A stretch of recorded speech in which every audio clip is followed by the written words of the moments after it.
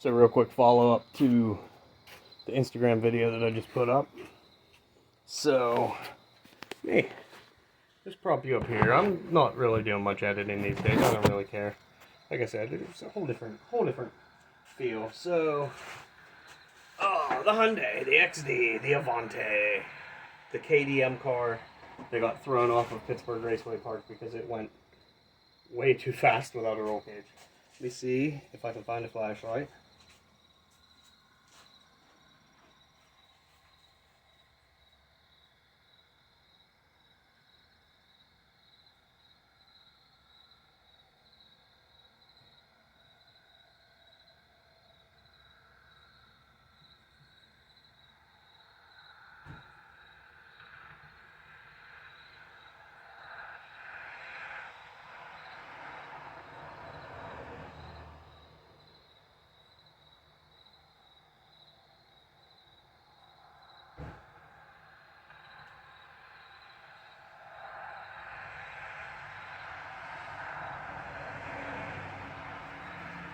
Okay.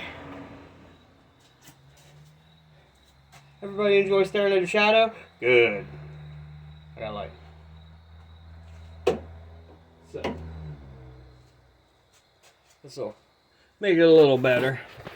So this car is 2.18 liter, bored and stroked, Beta 2 2.0. Mouthful much? Yes. So anyway, I went through the whole specs of how much is off the deck, how much is off the head, and how much combustion chambers were opened up, valves were CNC board, all of that shit. Just real quick. Because I didn't have the hood open whenever I went through all that shit, so. That is actually the baby right there. And it is rough, and it's got 1.5 million miles on it by now. Real number. Check your math books. You were wrong if you didn't think so. So anyway. Ooh, where's the camera? That's perfect. Anyway. So what we're going to do... Oh, perfect. So what we're going to do... We're going to pull this 2 liter out of here. I've had some friends on KDM Alliance, some friends in Elantra Mafia have asked me about parts out of this motor. I probably will sell this whole motor. I will let you know when and if I do. It has a custom ground.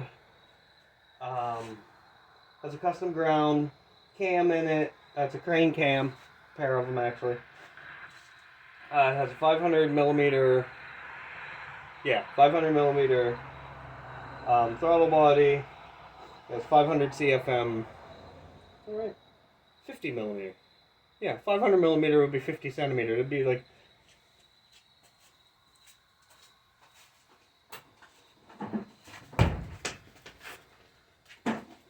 Here's my throttle body. Anyway. Yeah, 50 millimeter, 5 centimeter. 50 millimeter throttle body. 500 CFM fuel injectors. It's got NGK iridium plugs in it, NGK plug wires. That's why they're all bright and shiny and blue and lovely. It has a Korean head on it. When I say Korean head, I mean, long story short, that head flew back from Korea in a carry-on bag in an airplane. Tell you another time. Suffice it to say, had a family member, traveled all over the world, went to Seoul, and said, "What do you want?" And I said, "I want a cylinder head for my car." And they said, "Are you fucking kidding me?" And I said, "No, here, I'll even send you the money to buy a suitcase to put it in." It happened. I mean, so, you know, whatever. But yeah, so I'm pulling this whole thing out. There's an electrical asshole gremlin in this car. Has all new grounds in it. Has all new power wires in it. Has a brand new alternator in it. Has a brand new voltage regulator in it. External. We eliminated the internal voltage regulator when we bypassed it. Got a brand new Brand new deck of battery. See the batteries? One's for the Subaru, one's for this. They're both new. Still, if I get out right now in the dark and I drive it down the street with the headlights on, I can run it and let go of the gas pedal, and as soon as I take my foot off the gas, the headlights get brighter. So, for whatever reason, it's still utilizing the battery to fire off the ignition system as opposed to using the alternator. The major fix that we were going to do to this, the way we figured we would solve the problem, is we're just going to 5-speed swap it. Think about it for a second though, because the problem's somewhere in the wires in here. Well, when you 5-speed swap an automatic, you replace every wire in here. Every wire in here. So wherever the problem is, it's in the bin. That's where it is. I put a different wiring harness in here. Beautiful. Except now, I got the Santa Fe. Well, I'm going to have the Santa Fe. I ain't doing anything to this until then. It's cold out. It's going to be cold out. This garage ain't that big. And, you know, I'm in south central Pennsylvania in the middle of a valley. Give it about another week and it's going to be frost on the ground. Don't say that too loud. Anyway. So we're gonna go ahead and do that. And I think we're gonna I opted to not buy the WRX with the built motor. I'm gonna put my priorities somewhere else. I actually want to get a car trailer and do a little hauling for a little extra bucks. Got to fix the mule. The mule is actually going to be the first thing pulled with the trailer. Not the first thing to pull the trailer, that's the first thing pulled on the trailer. It's going to go from here back out to DLSOP, you know, Driveline Service Pittsburgh. And we're going to go ahead and weld a new bump out on it for the idler arm so that I can drive that again. Because I love my Dodge. It's a huge fucking gas hog. For as big a motor as the thing's got in it, makes a lot of noise, doesn't get out of its own way too quick. Although it makes all the torques. You know, I can pull a house off its foundation.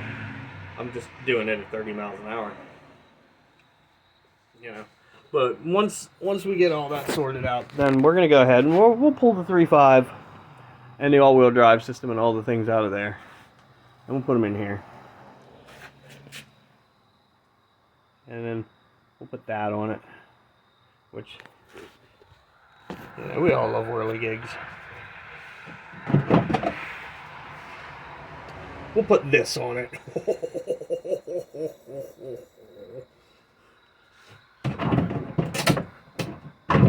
That'll be lovely. And I got a rebuild kit for an EJ right here. I just need an EJ that doesn't have a great gaping hole in the top of it. We'll get there. We'll figure it out. It'll be fine. Got some other bills to pay in the meantime first, and then we'll buy some new stuff. But I just wanted to give everybody a little bit more in-depth rundown.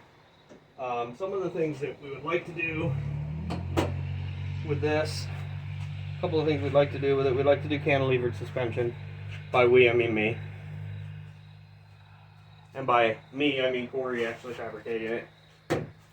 Because, you know, we don't call him the mad fabricator because of his people skills. It's fun. Anyway. Do onboard suspension probably across the back of the firewall if it'll fit. Like I said to him, we got to put that big V6 lump and the front differential in here. Get those laid out. Stretch some strings or probably just some fiberglass posts between the differential and the wheels. Start, you know, just mocking up, putting shit in the way where there would be shit in the way, steering shaft, stuff like that. And figure out where all that stuff lives. And then we can figure out what to do with suspension. It's going to be, gonna stay lower control arm. The AST coilovers, I'm going to give probably to my good Sasquatchian buddy just because he's awesome. And if I ever need him, he's just right there. And well, real quick, I'll give you a peek up under here at that. Because I talk about it all the time and nobody's ever seen it. So, this car actually has, and these are not cut. This is actually factory Tiburon suspension. Well, not factory, but it's Tiburon suspension. It's in it. If I can get a hole, can I get a view? No. No, nobody wants to give me a view. You see anything here? Oh, you can see almost a coil spring. See, almost a coil spring there. Yeah. Anyway, let me see. I'm going to do a little moving shit around here because this really wasn't set up. The garage wasn't set up to do any filming, recording any of that shit in. But I was in a mood, so I figured bust out the camera and let's have a chat. You know? So the car... Oh, sound effects. Sound effects are a necessity. So the car has... I don't know if I can get you a good shot of it on the front because it's got stupid Nissan wheels on it instead of the Hyundai wheels. But anyway, the car has advanced suspension technology coilovers on it for a Tiburon. And let me rephrase that. They're not really coilovers. They're AST struts and AST springs. So it is static. There is no adjusting it up and down. It does have preload settings in it, which, if you look at the top of the struts, because I got the hood closed, and that's a pain in the ass. But if you look at the top of the struts, in the part of the video where the hood was open, you can see the preload adjusters on it. And it's got rebound adjustment. So they're pretty fun. But like I said, I'm going to give them a good buddy Squatchy. He has a 2005 GK, which, like I said, is what this suspension actually came off of. Well, it came off on 06, same thing. His GK is actually also Tidal Wave Blue. So, yeah. It's going to be a pretty good time. The 4 lugs will go away. That will be converted to 5 lug using the spindles and the control arms from the Santa Fe. The trunk's going to be awesome. It's wide open. Have a buddy that lives up by Indiana, PA. He has a friend who he works in his shop all the time. Super awesome dude. I'm friends with him on Facebook. I've never actually met the gentleman in real life, but he's a super cool guy to talk to online and stuff. And I'm sure it's no different in person. But he drifts a Cadillac, which is awesome. It's fucking awesome. But he's got a shop like 15-20 minutes up the street from my place. So once we get this all torn apart, get all of the mechanical out of it, then it's actually going to go to that shop, and it's going to get, listen to me, pit race people, it's going to get its fucking cage put in, because I will see you next summer, and I will hit 180 miles an hour in this. Bet. Anyway, yeah, so take it up there. There's a Bluetooth frame rail. Where's my flashlight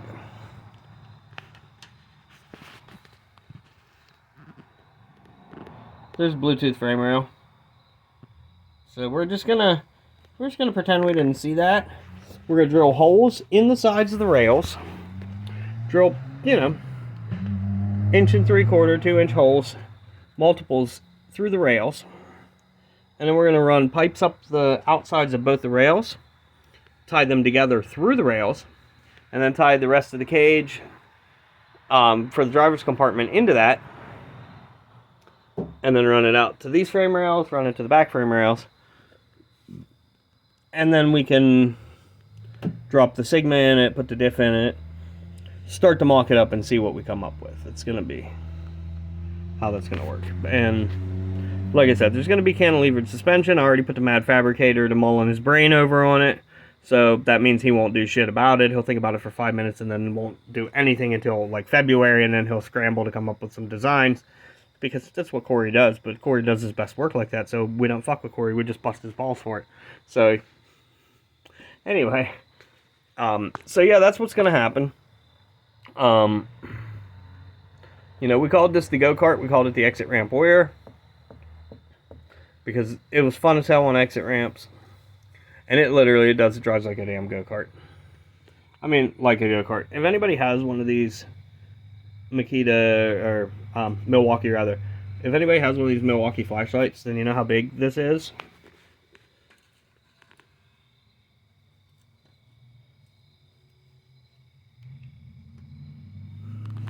Like, you know, the pinch weld, if the floorboard wasn't bent, it would hit the pinch weld. I got a little too frisky and got into somebody at the racetrack. They got into me. We got into each other. It was a mutual thing. It happens. What do? You go to the junkyard and you get another tidal wave blue fender and on to the next, because they made 1 million of this car in this color, and there's at least 5 of them this color at Pull and Pay at all times. So this is, I think, like, this is the second one of this door, the third one of the back door, the second hood, because the first hood had pins in it, and this hood I think is going to end up getting a big ass hole cut in it to let the V6 stick out of it, and it's going to be fucking amazing. I'm going to love it. But yeah, we're gonna see what happens there, see what transpires. Gonna be a whole lot. I'm gonna end up having to build a table in here, basically a table, and we'll have to fabricate some feet, if you will, to bolt to the hubs for the car to sit on, so that it doesn't have wheels on it. It's just basically this much flat on the bottom, bolts onto the hub, sits down on it like a foot. 4 of those. That way it's always sitting on loaded suspension. It's always sitting at ride height. We just throw a straight edge across the bottom of the feet, and we got our ground. It's gonna be fun. I've been looking forward to this for a long time. I'm gonna do it for Monkey, because she always gave me shit for... She loved to pick on me for loving this car so much just because it was hers. And truth be told, I do love it a lot, mostly just because it's hers. But I love it a lot too just because it's a fun little fucking car to drive. And if it wasn't so late and the keys weren't in the house and the battery wasn't over there on the steps, I'd fire it up for you, let you hear a cold start. But yeah, it's awesome. Freaking awesome. And, you know, it's coming. Oh, it's coming fast now, and I'm so geeked. Alright, everybody. Like and subscribe. Leave me some comments. And we'll talk to you soon.